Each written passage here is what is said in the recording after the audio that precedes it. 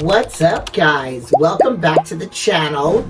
Last video you saw me, I was in no wig, and the video before that I had my other wig on. I don't think I've ever worn Sasha because there's so much of Sasha, but I am in a new wig. Very easily I could take this one off.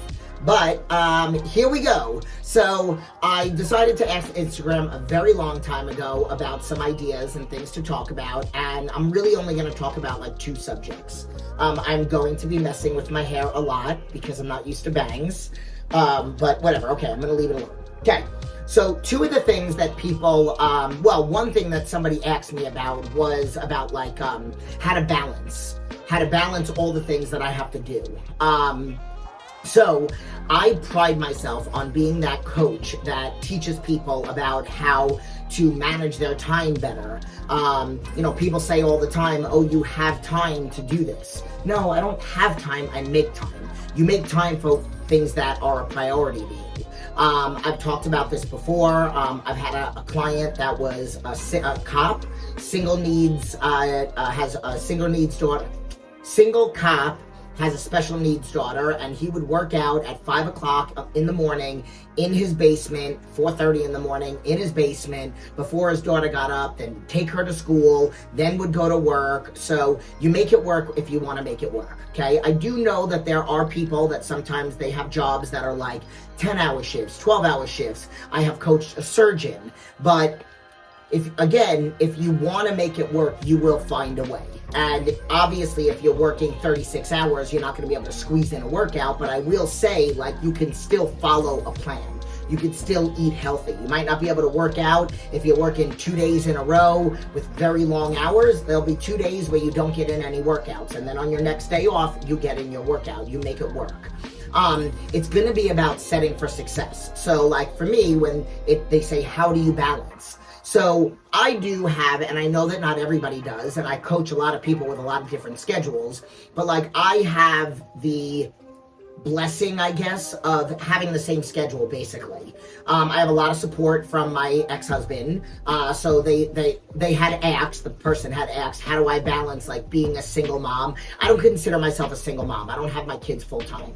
I think like a single mom, or like that client, a single dad, it was just him. Is somebody that doesn't have the support. But my ex-husband and I, we have the kids. We split the kids. So like, he'll pick them up from school on Monday, Wednesday, Thursday, Friday. I pick them up from him on Monday night, Monday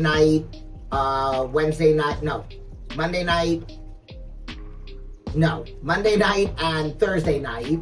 Tuesday, I pick my son up from school. My oldest son drives. And whatever. 7 days a week, I work first thing in the morning. I do emails. I make it up. I made that schedule on purpose. So I go to bed at like 9 o'clock, 9:30 sometimes, sometimes 8:30. If I'm exhausted, I'll go to bed at like 8. And I get up every day at anywhere from 3:30 to 4 o'clock in the morning. On the weekends, I let myself sleep in. It's funny, I say about 4:15 or whatever. But I made it a point to do that and to set that schedule because I knew that I would want to be uninterrupted while I'm doing my emails before the world wakes up, before my clients wake up, before some of them, because some of them are on the East Coast, so like 4 o'clock in the morning is 7 o'clock in the morning for them. Some of them are up already.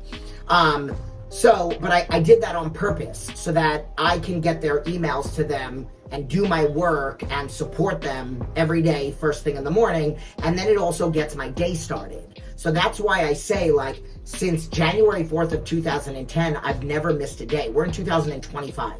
I have never not woken up. I've never woken up past 4 o'clock in the morning. I've critiqued clients' check-ins 7 days a week. I've been hospitalized with my Crohn's and colitis and herniated disc. It's been many years since that's happened, but I've been sick. My kids have been sick. I've been on vacation. I went on a cruise probably like 10 years ago. was it 10 years ago? No, 8 years ago. And I paid $700 to have Wi-Fi so that I can critique my clients' emails. So I get up early in the morning because I want, like I said, I want to be able to get up. I need my clients, I feel like, just as much as they need me. They start my day. They get me fired up for the day, like hearing their emails. And I will tell you, the good and the not so good. The not so good are the emails that I'm even more inspired to critique, because that's the opportunity that I have to change the dynamic of somebody's day. Of course, I want my clients to be successful, but it's the not so great days that they send me their email and then I coach them back and I say, you know, forgive yourself, or I give them a tip or whatever. I make them do their emotional exercises. And then instead of that one bad day being turning into multiple bad days, we hopefully will nip that in the bud. And again, that makes me feel good that I have that opportunity to do that. So that's why I say, like, sometimes the not so great emails are even more motivating for me to critique than the perfect ones. Again, I want my clients to follow the plan, but I know that not everybody's perfect. And I know that people are coming to me because they need support, they need help, they need guidance, they need accountability, they need positivity, because there's so much negative internal dialogue in their head, which we all have. We're all our worst critic. We speak to ourselves in a way that we would never allow anybody else to speak to us, or maybe some of us would, but like we speak to us worse than we should speak to ourselves. So in reference to like balancing, I believe setting a schedule. If you have the same schedule, great. If you don't, and a lot of your life is like very spontaneous, you don't know what your schedule is, maybe you travel a lot, you at least know it the day before. So I'm all about the night before or a couple nights before getting yourself set for success. So you either plan a few days worth of food, and even if you travel for work, you can bring food with you when you travel. I have moved to the East Coast the West Coast in 2005 from the East Coast. And I went back to New York every year to go visit my family for like the first 10 years. And I would bring my food with me all the time. And most of the time I would go back for 7 or more days. And I would travel with about 4 days worth of food. And then when I was at my sister's house, I'd cook more food. If I was ever going on a vacation where it wasn't to my sister's house, I would cook enough food to get me through the entire vacation. Ziploc bags, some of it frozen, some of it just regularly made, making sure that the hotel has a refrigerator. If they don't have a microwave, most of the time you can heat it up like in the lobby or whatnot. And most hotels do have refrigerators. So that is what my suggestion would be: getting set for success the night before, looking at your schedule, not winging it. Because what if, you know, you realize, oh my God, I have a late meeting tomorrow and I normally don't, and you got up at your regular 7 o'clock or whatnot, and now you have this late meeting and you're supposed to, the chance, and you're supposed to, you're supposed to work out after work, but now you can't. So if you knew that the night before, and this was your ritual, like every night you got the next day set for success, then you would plan to wake up at 6 or at 5:30 and you get your workout done in the morning. So that is like the key to it. Every night looking at what the next day is. Okay, another subject that I did want to talk about was injury. I myself have been nursing an injury for a really long time now, and I wanted to talk a little bit about like your mindset. I will say that it kind of got me down in the dumps for a while. I pride myself on being the kind of person that, like, I don't put negativity out on social media. I don't complain. I'm a realist though, like, I mean, not a realist, but like I keep it real. So like I do explain. I mean, I might post something on my social media that, like, you know, not feeling great, or I had a crappy workout or whatnot. So I have done that because I do want people to know, I do want people to know that it's not all rainbows and sunshine every day. So I put it out there for that, but not to complain. And then also to let people know that, like, even though I'm down right now, I'm going to get up and I'm going to fight back. I do a lot of like posts like that. But I did want to talk a little bit about what I've been doing. So, as you know, like I'm dabbling in powerlifting. I don't know what I'm going to do after this meet. I loved powerlifting. The first time I did it in January was my first meet that I ever did, and now I want to beat my numbers in July, and then I don't know what I'm going to do. I might take a little bit of a break and go back to like 100% bodybuilding style workouts, like taking out my Thursday and Friday. So Thursday is deadlift day and Friday is my squat day. So I'm still going to do probably my 3 or 4 leg days, but I'm going to do all bodybuilding days. Take a break from back squats, take a break from deadlifting, still do RDLs and stuff like that, but get back to the volume. Like taking a break from sets of, singles, triples, sets of 5 and stuff like that. And I also feel like people come to the channel to like watch the bodybuilding workouts. Yes, they're watching my powerlifting, but whatever. So I'm going to tell you kind of what I did. So I had a coach who was my ex-boyfriend for the last meet. And then I decided that I was going to work off of his numbers and I wanted to prep myself. But I messed up. I'm going to be honest. I messed up my own prep because I'm not a powerlifting coach. I do not coach people for powerlifting. I have 3 clients that do powerlifting, and I actually share them with my ex-boyfriend. So he does their powerlifting program, and I do their nutrition, which if that's something that you're interested in, we could do that. We still have a very good relationship, friendship. And so when I did my programming, I worked off of his program because it's brilliant. I still did the same thing where I'm doing some bodybuilding days and some powerlifting days, but when I calculated my numbers, I calculated them wrong. So I knew what I wanted to hit on the platform, but I calculated to hit those numbers before the platform. So I was doing way too much, too far out. I do think that that's part of the reason why I got a little bit injured, but now I feel like I am on. I think today is a great day that I'm doing this video because I believe in dry needling. I swear by it, and I've been seeing a dry needling place. I've posted about them before, and I saw a different dry needling person for this hip issue. So it looks like my hip was like out of its socket. If you follow me on Instagram, you might have seen me doing some squats with the band pulling back. Andy kind of broke it down to me a little bit about why that was helping. And so I saw somebody different, and he like popped my hip back in place, told me I had some issues with my tailbone, fixed that. And then yesterday I squat for the first time without feeling like somebody was stabbing me in my hip. And I mean, like, I was doing it with body weight. Like I train my son now, which is like my favorite thing. If you ask me what's my favorite thing over the past 3 weeks, it's me training my son. I train him on Sundays. Sorry, an alarm went off. So I wrote out his Wednesdays programming that he does at his dad's house, and he asked me to teach him how to squat. I'm like loving every moment of this.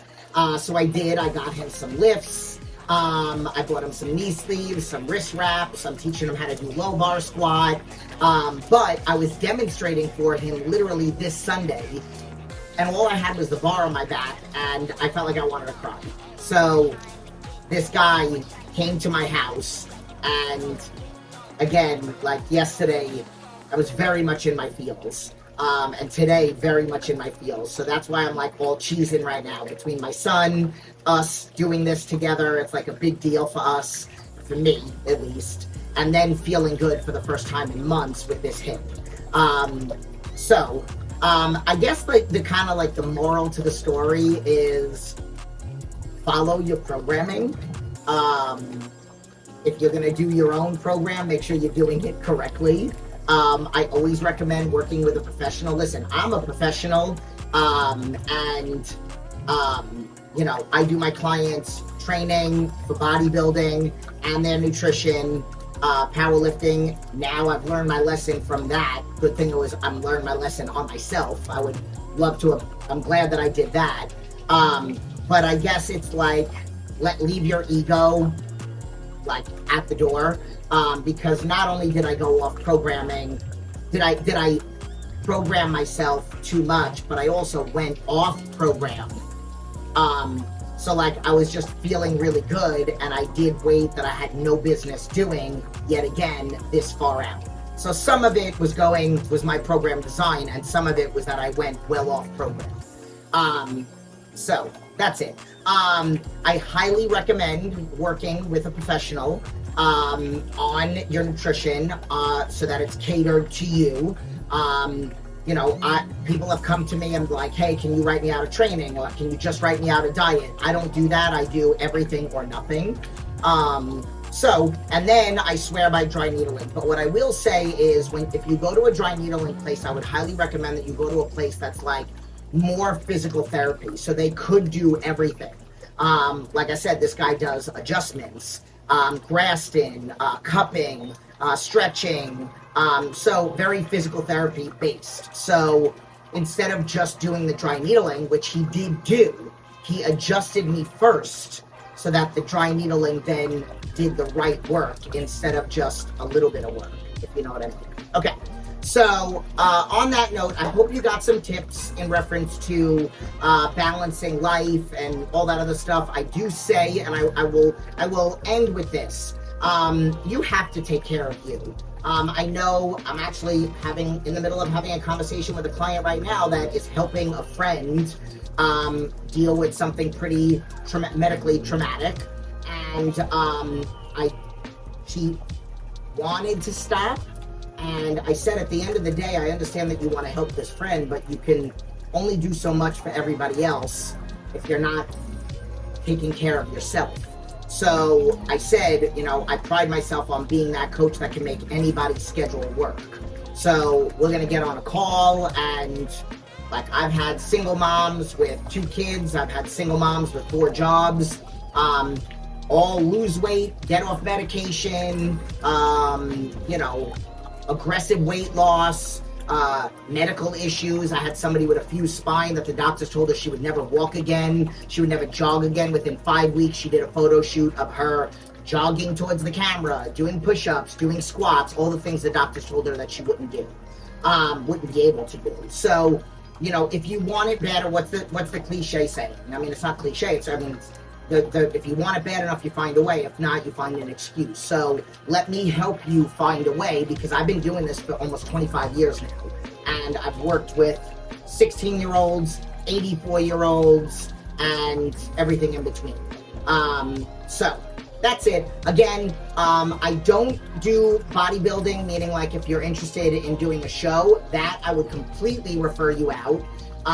If you're interested in powerlifting but with nutrition, my coach, the guy that is doing my powerlifting, my ex-boyfriend, blah, blah, blah, he doesn't do nutrition, so that's why we share clients. But if you are a regular lifestyle person, I got you.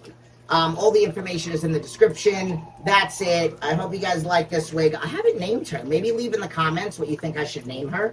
And that's it. So, love you guys. Deuces.